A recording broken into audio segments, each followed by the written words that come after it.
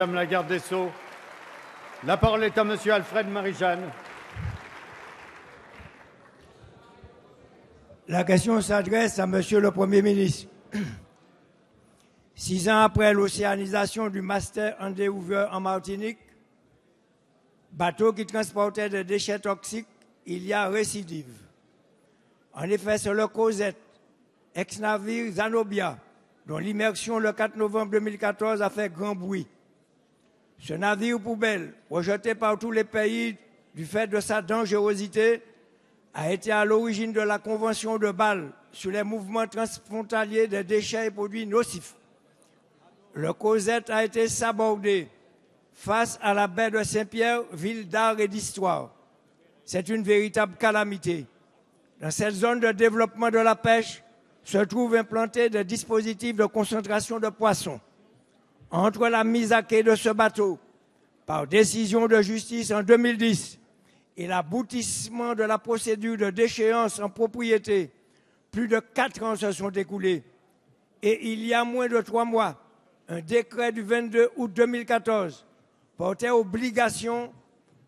publication de la Convention pour la création de la zone de tourisme durable de la Caraïbe.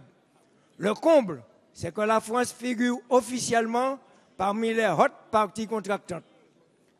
Après coup, les autorités de l'État mettent à disposition de chacun le dossier relatif à la dépollution.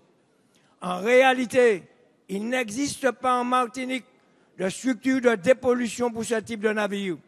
Ainsi, ni désamiantage, ni élimination des déchets toxiques n'ont été opérés. Monsieur le Premier ministre, face à ce gâchis aux conséquences incalculables, la mise en place d'une commission d'enquête parlementaire ne s'impose-t-elle pas d'elle-même? Merci. La parole est à Monsieur Alain Vidalies, secrétaire d'État chargé des transports, de la mer et de la pêche. Oui, merci, Monsieur le Président. Monsieur le député, depuis le début de l'année 2010, le Cosette, navire de commerce construit en 1966, était à quai dans le port de Fort-de-France, abandonné par son propriétaire. Depuis 2010, les procédures ont été longues et les mises en demeure de cet armateur voyou ont été nombreuses. Une procédure de saisie de vente a même été engagée sans succès. Malgré les manœuvres dilatoires du propriétaire, l'État a finalement obtenu la déchéance de la propriété. Plusieurs solutions ont été sérieusement étudiées. La vente en vue d'une transformation, un éventuel démantèlement sur place qui s'est avéré impossible, ou encore un remorquage vers l'Hexagone en vue d'un démantèlement. Ces dernières semaines, l'état de délabrement avancé du navire, les voies d'eau de plus en plus importantes à travers la coque ont fait apparaître un péril imminent. Ce bateau pouvait couler à tout moment à quai et menacer les installations portuaires.